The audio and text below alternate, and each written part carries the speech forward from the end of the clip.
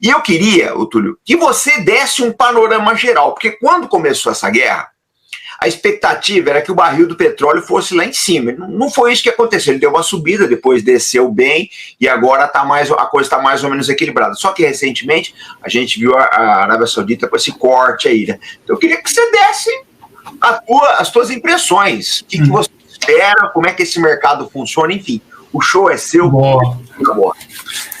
Então, boa noite a todos. Acho que é um prazer enorme, né? Até a honra, né, de participar do Arte na Guerra. Muito obrigado mesmo pela oportunidade, comandante.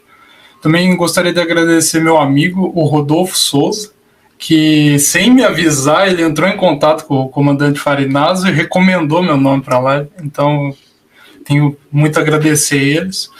Espero que o pessoal aí goste, mande pergunta, e eu estou aberto aí.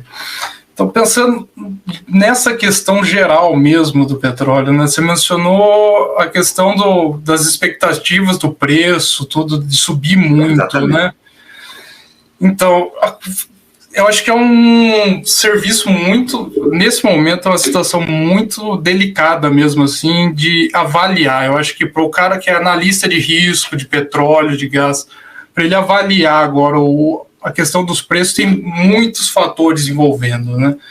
E eu acho que é bem difícil mesmo, assim, fazer sentido do que está acontecendo no mercado global sem você acabar esquecendo alguma coisa.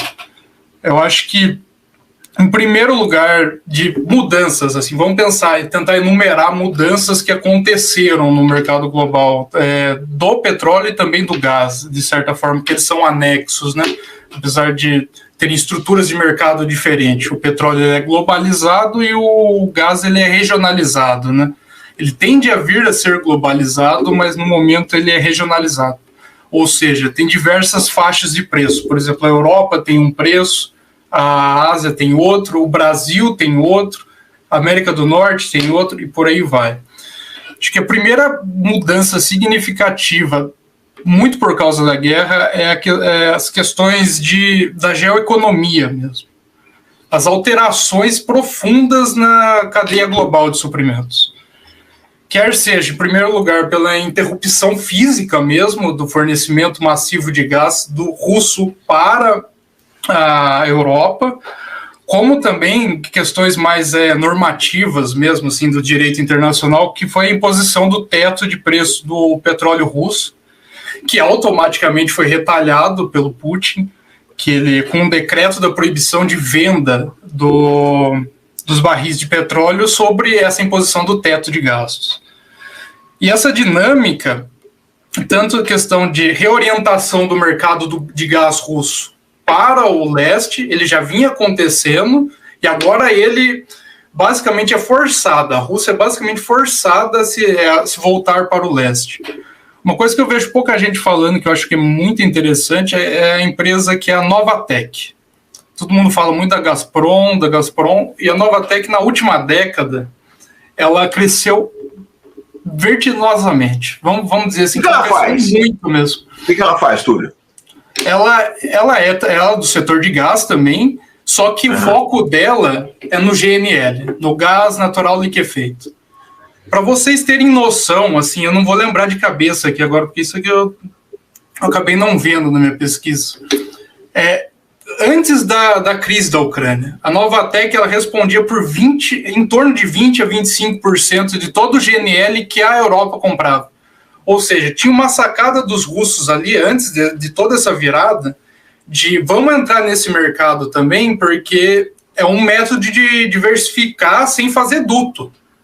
Peraí, deixa eu te fazer uma pergunta. O GNL é aquele que vem por navio?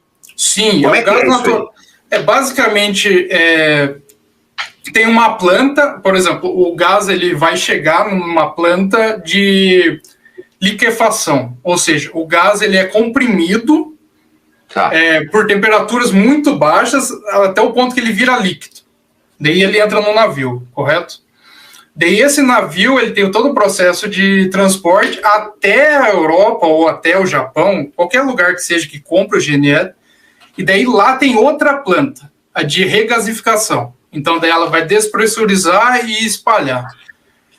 E a Novatek ela entrou nesse ramo e ela foi provavelmente a empresa de gás da Rússia que mais cresceu na última década, mesmo sofrendo sanção de 2014 em diante. Isso nesse elemento... A Novatek é estatal também, você sabe dizer? Não, eu acho que ela é privada com apoio estatal. Ela é privada, ela é de empresário russo. E daí tem, óbvio, apoio das universidades russas, região de Murmansk mesmo, que é no norte da Rússia, perto de São Petersburgo, recebeu muito fundo também. E daí entra, por exemplo, outras, a Gazprom, outras para fazer os gasodutos mesmo, também para integrar as extrações da Novatek no sistema de gás doméstico, como também para exportação externa. Isso pensando só no gás, né? Da Rússia, tanto a questão da orientação para o pivô para a Ásia mesmo, né? Para a China, que tem até o Power of Siberia, né? Que é o poder da Sibéria, que já tem um lançado, em breve acho que vai lançar o segundo, e está reorientando. Isso é só o caso do gás e da Rússia, né? Que é interessante também pensar nessas novas mudanças geoeconômicas mesmo. Como isso criou diversos intermediários e rotas, né? Vamos pensar assim, novas rotas e intermediários. Aqui é o caso claro da China e da Índia, que começaram a comprar o petróleo russo a preço mais barato e até revender eles. Não só o petróleo cru, como também derivados. Acho que um caso interessante até pensar é a Arábia Saudita. A Arábia Saudita você vê os balanços lá de importação de derivados de petróleo, não o petróleo cru. Acho que, não sei se foi no último mês ou no último trimestre, eu não lembro exatamente a tabela, um crescimento assim exponencial, coisa de 600% da importação de diesel russo. Daí, o que você pensa disso? Para onde que esse diesel vai parar? Provavelmente ele está sendo intermediado apenas pela Arábia Saudita e está indo para a Europa e para outros mercados.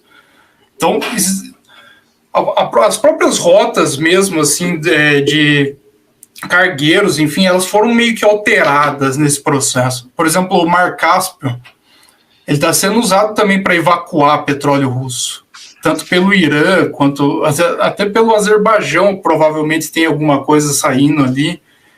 Então, e isso é um dos elementos só, se a gente for pensar, o que mais que pode ter? Óbvio, com a destruição, né, a sabotagem no Nord Stream, é meio claro, né? A pergunta básica é sempre a quem interessava e quem tem os meios necessários para destruir, né?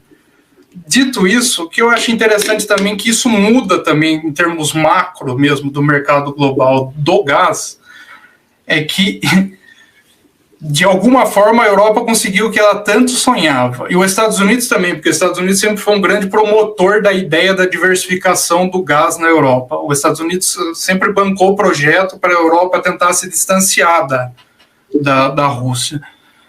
E, assim, de fato essa diversificação veio, né? Vamos parar para pensar que ela acaba acontecendo e ela acaba também implicando numa mundialização do gás, de certa forma, porque você acaba forçando um mercado inteiro que era regionalizado, a preços baratos, interconectado desde o período da União Soviética com a Europa. Então, um mercado que ele estava bem regionalizado porque os preços eram baixos. Você força ele a se mundializar, no caso, a comprar de diversos fornecedores, como, por exemplo, o Qatar, que é um grande exportador de GNL.